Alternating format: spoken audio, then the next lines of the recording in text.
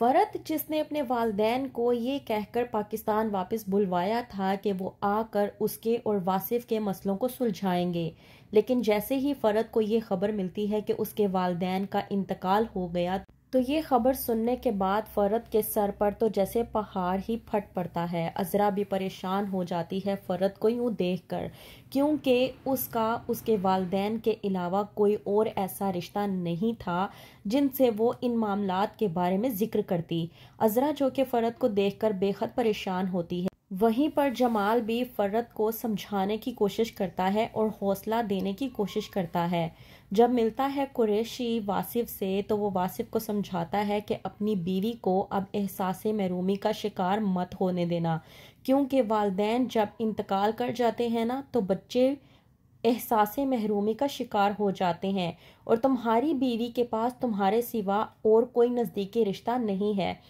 تمہیں چاہیے کہ تم اس پر بھروسہ کرو، اور اتنا بھروسہ کرو کہ وہ تم پر بھروسہ کرے، اپنے رشتے کو مضبوط بناؤ۔ وہیں پر شہناز جو کہ کہتی ہے قریشی سے کہ مجھے تو یہ سمجھ نہیں آتی کہ آخرکار والدین اپنے بچوں کو خود سے کس طرح سے دور کر لیتے ہیں، اتنا دور کے بعد میں انہیں اپنے بچوں کی خبر تک نہیں ہوتی۔ واصف جو کہ فرد کو اس طرح سے ٹوٹتے ہوئے دیکھ کر بہت زیادہ گھبرا جاتا ہے۔ واصف جو کہ فرد سے بے انتہا محبت کرتا ہے، لیکن وہ رامین کی چلاکیوں سے ناواقف ہے، کیونکہ رامین تو چاہتی ہے کہ فرد واصف کی زندگی سے نکل جائے تاکہ رامین کی زندگی میں واصف واپس آ جائے اور رامین کو واصف واپس مل جائے، لیکن واصف ان باتوں سے ہے انجان اور فرد سے کرتا ہے لڑائی۔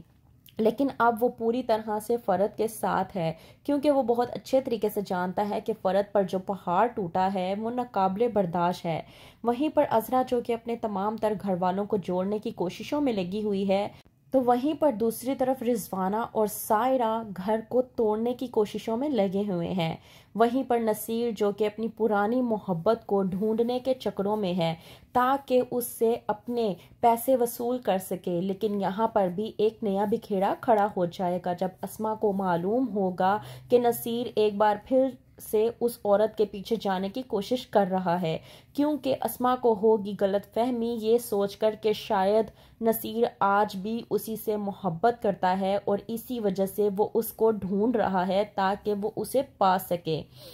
نصیر یہ بات سمجھنے کو تیار نہیں کہ اس کے اور اسما کے درمیان جو دیوار تھی وہ بڑی مشکلوں سے گھٹی ہے۔ اب ایک بار پھر سے اگر اسما کو ان باتوں کے بارے میں معلوم ہوگا تو وہ کیا سوچے گی۔ وہیں پر ولید جو کہ سمن سے کہتا ہے کہ اپنے پیپرز دیکھ کر جلدی سے فارغ ہو جاؤ تاکہ ہماری شادی کی تاریخ طے ہو سکے، کیونکہ میں اب مزید تمہارے بغیر نہیں رہ سکتا، اب بس بہت ہو گیا۔ سمن جو کہ ولید سے بے انتہا محبت کرتی ہے اور کہتی ہے کہ بے فکر ہو جاؤ، میرے امتحان جلدی ہونے والے ہیں۔ وہیں پر واصف جو کہ فرد کو پوری طرح سے سہارا دینے کی کوشش کر رہا ہے۔ وہیں پر سائرہ کی اصلیت سامنے آتی ہے عذرا کے، جب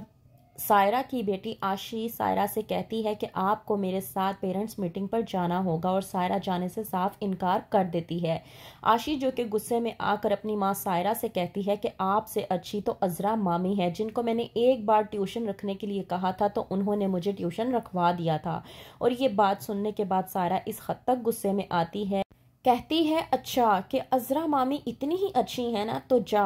آج بھی اپنی عذرا مامی کو اپنے ساتھ لے جا، یہاں پہ کھڑی ہو کے میری جان نہ کھا۔ عذرا جو کہ باہر کھڑی ہو کر یہ تمام تر باتوں کو سن لیتی ہے اور پریشان ہو جاتی ہے، تو کیا کرے گی عذرا؟ جاننے کے لیے دیکھتے رہیے ڈرامہ سیریل بیبی باجی کی بہوئیں۔